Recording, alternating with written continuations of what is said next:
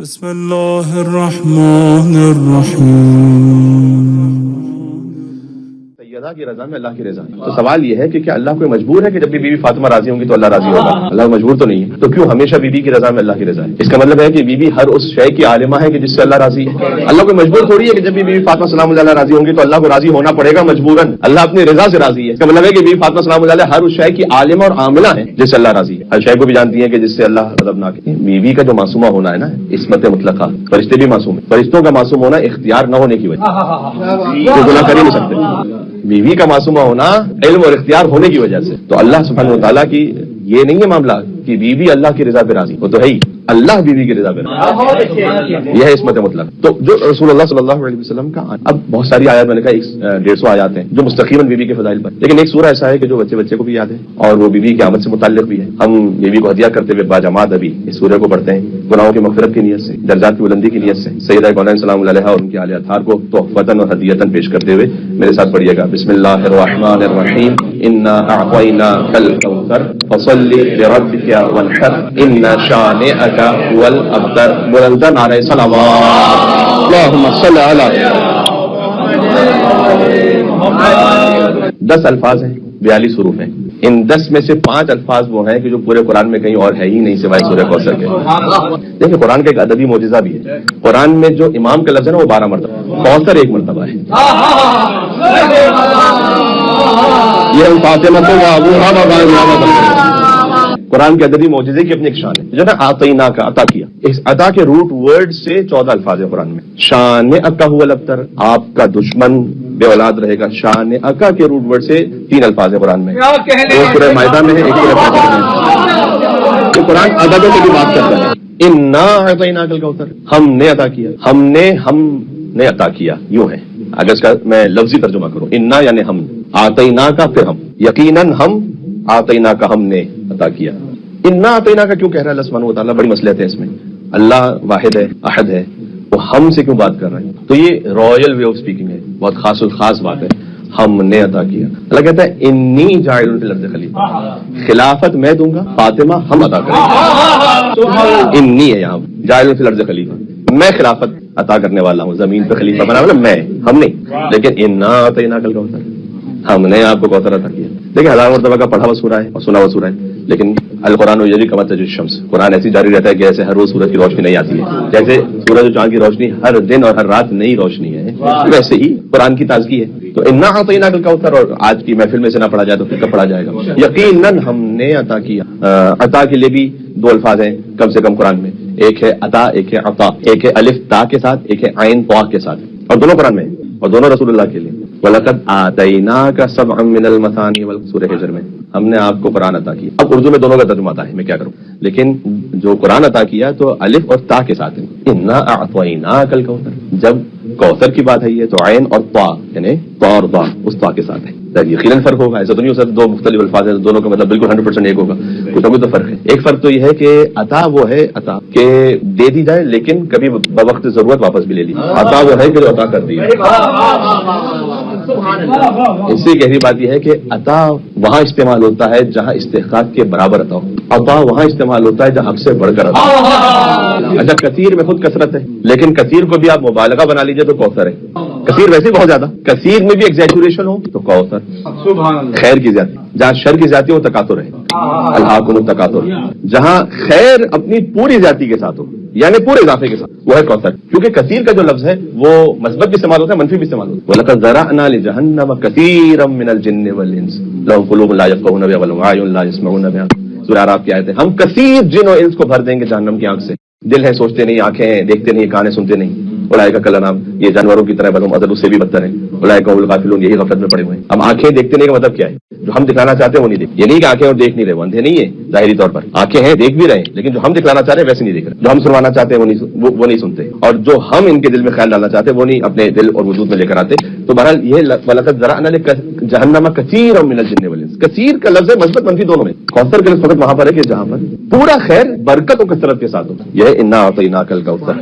لازمی سی بات ہے کہ کوثر کا ایک مصداق یقیناً جنت کی نہر بھی ہے، لیکن جنت کی نہر دے کر اللہ سبحانہ و تعالیٰ اپنے حبیب کے لیے ناز نہیں کرے، اسے تو پوری جنت دی ہوئی ایک نہر کیا، بلکہ نوازوں کو جنت کا مالک بنایا ہے۔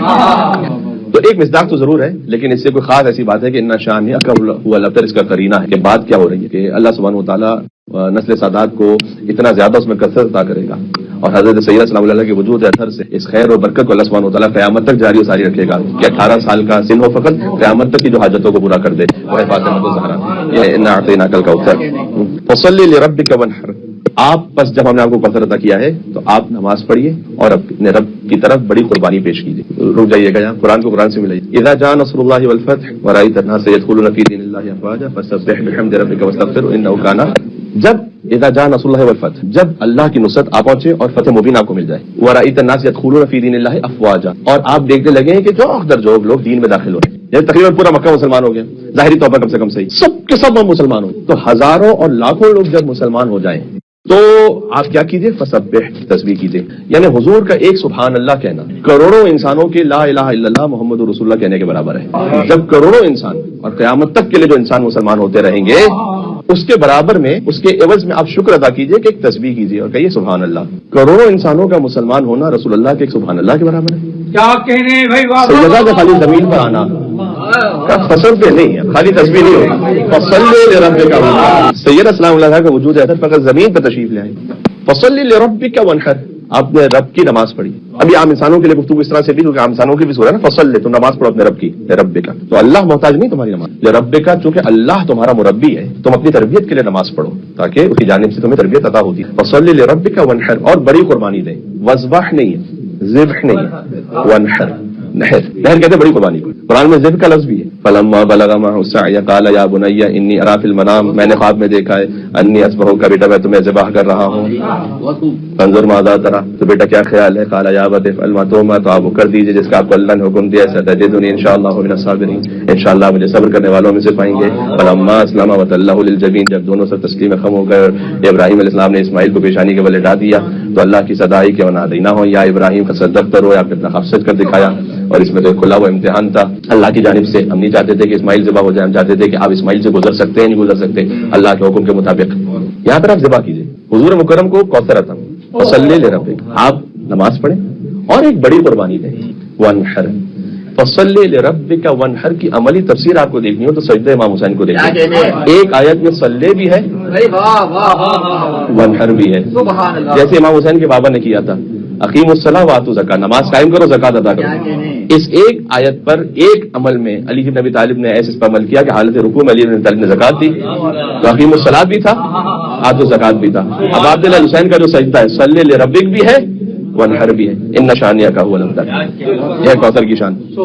کبھی کسی کی 10 اولادیں ہوں لیکن ساری ناخلف ہوں، کبھی کسی کی ایک بیٹی ہو لیکن باپ کے لیے باعث زینت ہو. کوثر سمجھ میں آ رہا ہے؟ ہر وہ کثرت جس میں خیر ہی خیر ہے. عام مثال دے رہا ہوں، ہو سکتا ہے کسی کے پاس سینکڑوں قلم ہو، ایک ڈھنگ کا صفحہ نہ لکھ پائے. کسی کے پاس ایک قلم ہو اور سینکڑوں علمی صفحات لکھ. ایک ہمارے استاد محترم تھے قوم میں، وہ کہتے تھے کہ زیادہ مسلح گھر میں ہونے سے انسان نمازی نہیں ہوتا. کسی کے گھر میں ہو سکتا ہے بہت زیادہ مسلح، سجدہ بہت زیادہ ہوں لیکن پھر بھی نماز قضا کرنے والا ہو. ہاں، اور کسی کے گھر میں فقط ایک سجدہ ہو، سجدہ ہو. اور تو بات یہ ہے کہ کوثر یعنی جس میں ایسی کثرت ہے کہ خیر و برکت ہے، جس میں کوئی نقص نہیں، جس میں کوئی کمی نہیں ہے. یہ ہے سورہ کوثر. مختصر میں نے آپ کی خدمت میں عرض کر دیا. بہت گنجائش ہے کہ اس میں بھی بات ہو سکے، پھر کبھی اور صحیح. 5 حدیث ہیں کم سے کم جو اس وقت میں پیش کر رہا ہوں، ورنہ ان کی زندگی کا لمحہ بلمحہ عنایتیں. لیکن 5 حدیث کم سے کم ایسے ہیں جو حضرت سیدہ کونین سے اب تک ملے ہیں. ایک ہے عمومی ہدیہ، ایک ہے خصوصی ہدیہ، ایک ہے آفاقی ہدیہ، ایک ہے کہہ سکتے آپ ہدایت کے اعتبار سے اخلاقی ہدیہ، اور ایک ہے تبلیغی ہدیہ. 5 حدیث سن لیجیے گا اور گفتگو تقریباً اختتام تک میں لے آؤں گا. ایک ہے عمومی ہدیہ. عمومی ہدیہ کیا ہے؟ بیوی کی جانب سے، جس میں کوئی آیت اللہ ہو، کوئی مزدور ہو، کوئی استاد ہو، کوئی شاگرد ہو، کوئی چھوٹا ہو، بڑا ہو، مرد ہو، عورت ہو، بچہ ہو، بوڑھا ہو، جوان ہو، سب کے لیے وہ ہدیہ ہے. وہ ہے تسبیح بی بی فاطمہ سب کے لیے ہدیہ. نماز کے بعد کی تسبیح ہے سبھی کے لیے. بیوی تشریف لے گئیں اپنے بابا کے پاس اور فرمایا کہ میں گھر کے امور میں مصروف ہوتی ہوں، 4 بچے تھے اور مدینہ کی عورتیں میرے پاس دین سیکھنے کے لیے آتی ہیں. میرے زوج علی بن ابی طالب مسلسل جنگوں میں ہوتے ہیں. سیدہ کونین سلام اللہ کے یہاں سے اچھا خاصا ایک آپ سمجھ لیں آج کی زبان میں نیاز اور تورک تقسیم ہوتا تھا. اصحاب صفہ تک جو کھانا پہنچتا تھا وہ بھی فاطمہ سلام اللہ کے گھر سے جاتا تھا. تو بابا کوئی میری مدد کرتے ہوئے آپ خادم عنایت فرمائیں. حضور نے کہا کہ 34 مرتبہ اللہ اکبر پڑھیے، 33 مرتبہ الحمدللہ پڑھیے، 33 مرتبہ سبحان اللہ. اس سوال اور جواب کا کیا ربط ہے؟ سوچیے گا ذرا. بیوی نے ایک سوال کیا، حضور نے کہا کہ آپ 34 مرتبہ اللہ اکبر پڑھیں، 33 مرتبہ الحمدللہ پڑھیں، 33 مرتبہ سبحان اللہ پڑھیں. سوال ایک ہے اور پھر جواب سامنے. یہ قرآن کا ایک مزاج ہے. قرآن میں بھی اس طرح سے. میں آپ کی خدمت میں آیت پڑھوں جو قرآن میں سورہ بقرہ کی آیت ہے کہ وَيَسْأَلُونَكَ مَاذَا يُنْفِقُونَ. یہ سوال کرتے ہیں کہ اے رسول آپ سے کہ کیا انفاق. سوال کیا ہے کہ کیا انفاق کریں, یعنی چاول دیں یا گندم دیں اللہ کی راہ میں, درہم دیں, دینار دیں, کیا انفاق کریں اللہ کی راہ میں. قل آپ جواب دیجئے مَا أَنفَقْتُم مِّن خَيْرٍ جو تم خیر کی صورت میں انفاق کرو فَلِلْوَالِدَيْنِ وَالْأَقْرَبِينَ وَالْيَتَامَى وَالْمَسَاكِينِ وَابْنِ السَّبِيلِ. تو والدین کو دو اور اقربا کو دو اور یتیم کو دو, مسکین کو دو, اپنے سبیل کو دو. سوال تھا کہ کیا انفاق کریں. اللہ نے جواب دیا کس کو انفاق کریں. یعنی اللہ نے ایک اور اہم چیز بتائی کہ کچھ بھی انفاق کرو, کچھ بھی تو انفاق کرو. دیکھو سب سے پہلے دیکھو کہ والدین کو پہنچا یا نہیں پہنچا. پہلا حق ہے والدین کا, والاقربا, اس کے بعد ہے قرابت داروں کا, پھر ہے یتیموں کا, پھر ہے مسکینوں کا, پھر وہ مسافر کو جو سفر میں قضا دے رہا گم بچوں کو. یہ ترتیب ہے. پوچھا تھا کہ کیا انفاق کریں, اللہ نے کہا کس کس کو انفاق کرو. تو یہ اللہ اس کے رسول کا ایک مزاج ہے کہ اگر ایک سوال ہو تو جواب ہو سکتا ہے کہ بظاہر کچھ اور دیا جائے, لیکن اس سے وہ ایک اور عظیم الشان شے جو عطا کرنے لگے کہ جو قیامت تک کے انسانوں کے لیے ہدایت کا سامان بن جائے. بیوی نے کہا کہ مجھے خاتمہ عطا فرما دیں کہ آپ 34 مرتبہ اللہ بھی پڑھیں, 33 مرتبہ الحمدللہ پڑھیں, 33 مرتبہ سبحان اللہ. بیوی میں عرض کیا خود عالمہ غیر معلمہ کی والدہ ہے, امام حسین السلام کی معلمہ ہے, تو کیسے ممکن ہو سکتا ہے کہ بیوی یہ نہ جانتی ہوں. لیکن حضور مکرم نے ایک تحفہ تھا کہ جو عطا کرنا تھا بیوی کے ذریعے سے عطا ہونا تھا. یہ عمومی ہدیہ اور تحفہ ہے. ہر ایک پڑھے, مجتہد ہو, مرجع تقلید ہو, جاہل ہو, کوئی کچھ بھی ہو, امیر ہو, غریب ہو, وہ ہر نماز کے بعد تسبیح بھی فاطمہ الزہرا سلام اللہ کو پڑھے. یہ بیوی کی جانب سے ایک عمومی ہدیہ ہے کہ جو عطا مل کے صلوات میں دیں. نام ہے فاطمہ الزہرا سلام اللہ علیہا. بیوی گھر پہ تشریف لائیں, ان کے پاس ایک سیاہ دھاگا تھا, اس میں 34 مرتبہ بیوی نے گرہ کو باندھ دیا, اور جب بیوی پڑھتی تھی وہ تسبیح کو تو وہ ایک ایک گرہ سے آگے بڑھا کر تسبیح پڑھتی تھی. یہ انسانوں کے لیے ہدایت رہے کہ آپ نے کیسے تسبیح پڑھنی ہے. پھر حضرت حمزہ سید الشہداء کی جب شہادت ہو گئی, حضور مکرم کی جب وفات ہو گئی تھی, تو بیوی پھر جاتی تھی اور ہر پیر اور جمعرات کو وہاں جا کر گریہ فرماتی تھی, اور حضرت سید الشہداء کی قبر کی تسبیح, حضرت حمزہ سید الشہداء, ان کی قبر کی جو خاک تھی اسے تسبیح بنائی بیوی نے, اس سے دانے بنا لیے, اور پھر بیوی اس پر تسبیح پڑھا کرتی تھی. اور بیوی نے اپنے عمل سے سمجھایا کہ جو سید الشہداء ہو اس کی خاک سے تسبیح بنانا وہ بدعت نہیں ہے, وہ سنت فاطمہ الزہرا سلام اللہ علیہا. ایک یہ تحفہ ہے. ایک بیوی کی جانب سے خصوصی تحفہ ہے جو خاص ان کے معصوم بچوں کو عطا ہوا, وہ ہے مصحف فاطمہ الزہرا سلام علیہا. وہ عمومی نہیں ہے, وہ ہر ایک کی دسترس میں ہی نہیں ہے, کیونکہ مصحف فاطمہ الزہرا سلام علیہا میں پوری گفتگو کر چکا ہوں. لہٰذا آپ کے اذہان میں اگر وہ گفتگو ہے تو ائمہ علیہ السلام تو فخر کرتے تھے اس بات پر کہ ہمارے پاس ہے مصحف فاطمہ. اپنی امامت کی نشانی کے طور پر کہتے تھے. اگر کسی نے امامت کا دعویٰ کیا تو ہم کہتے تھے کہ اس کے پاس ہے کیا مصحف فاطمہ, یعنی امامت کے لیے ضروری ہے کہ اس کے پاس ہو مصحف فاطمہ. اور اگر امام علیہ السلام سے پوچھا جاتا کہ فلاں واقعہ کیسے پیش آئے گا اور کیا ایسا ہے کہ اس کو حکومت مل جائے گی, اس کو مملکت مل جائے گی, تو ہم کہتے تھے کہ اس کا نام نہیں ہے مصحف فاطمہ, اسے نہیں ملے گی. جس میں قیامت تک کے حالات کا ذکر ہو, جس میں تمام انبیاء کا ذکر ہو, جس میں تمام اوصیاء کا ذکر ہو, جس میں تمام اولیاء کا ذکر ہو, قیامت تک کے حالات کا ذکر ہو, وہ ہے مصحف فاطمہ الزہرا سلام علیہا. جبریل نے اللہ کی جانب سے پڑھا, مولا علی نے لکھا, جس میں امام نے فرمایا کہ قرآن کی کوئی ایک آیت بھی نہیں ہے لیکن قرآن کے 3 برابر ہے. اگر اس وقت قرآن کی 6,500 آیتیں ہیں تو مصحف فاطمہ اس میں آیتیں تو نہیں ہیں لیکن قرآن کی 20,000 آیتوں کے برابر ایک مصحف ہو جس میں قرآن کی ایک بھی آیت نہ ہو. یہ خزانہ ہے اہل بیت اطہار الاسلام کے پاس کہ جب ان سے کوئی سوال پوچھا جاتا تھا تو ان کے علم کا ایک سورس ہے مصحف فاطمہ الزہرا. یہ خصوصی ہدیہ ہے کہ جو بیوی کی جانب سے, ایک تبلیغی ہدیہ بیوی کی جانب سے, اور وہ ہے بیوی کا خطبہ جو انہوں نے دربار میں ارشاد فرمایا. اس میں بہت کچھ ہے تبلیغ کے لیے. سب سے پہلے بیوی نے اس میں یہ فرمایا کہ اللہ سبحانہ وتعالیٰ نے ایمان کو اس طرح رکھا تاکہ تمہیں شرک سے پاک کر دے. نماز کو اللہ نے اس لیے فرض کیا تاکہ تم سے تکبر کو ختم کر دے. نماز کی اہمیت کو ہمیشہ اپنی زندگی میں رکھیے گا. اب عبداللہ حسین علیہ السلام آپ جانتے ہیں کہ ظہر عاشورہ انہوں نے نماز پڑھی اور تیر برس رہے تھے. 30 تیر ہیں تقریباً جو لکھے ہیں جو امام حسین السلام کی طرف آئے جو اصحاب حسینی نے پہنچنے نہ دیے. ان 30 تیر امام حسین السلام کو مارے گئے. اگر آپ واجب نماز اس کے کلمات کو گنے کہ کتنے کلمات بنتے ہیں واجب, تو تقریباً 60 کلمات سے زیادہ نہیں بنتے. یعنی ہر 2 لفظ کے بعد امام پر ایک تیر آ رہا تھا. اللہ نے نماز کو اس لیے فرض کیا تاکہ تم سے تکبر کو دور کر دے, تاکہ تم اللہ کی کبریائی کا اعلان کرو. یہ حضرت سیدہ کا خطبہ ہے, وہاں سے سنا رہا ہوں. اللہ نے زکوٰۃ کو اس لیے فرض کیا تاکہ تمہارے نفس کو پاک کر دے, تمہارے مال کا تزکیہ کر دے. جب آپ اللہ کی راہ میں دیں گے تو آپ کا مال پاک ہو رہا ہے. روزے کو اس لیے فرض کیا تاکہ اخلاص عطا ہو جائے. روزہ فقط وہ واحد عبادت ہے جس میں کچھ کرنا نہیں ہے, کچھ نہیں کرنا ہے, کھانا نہیں کھانا ہے, پانی نہیں پینا ہے.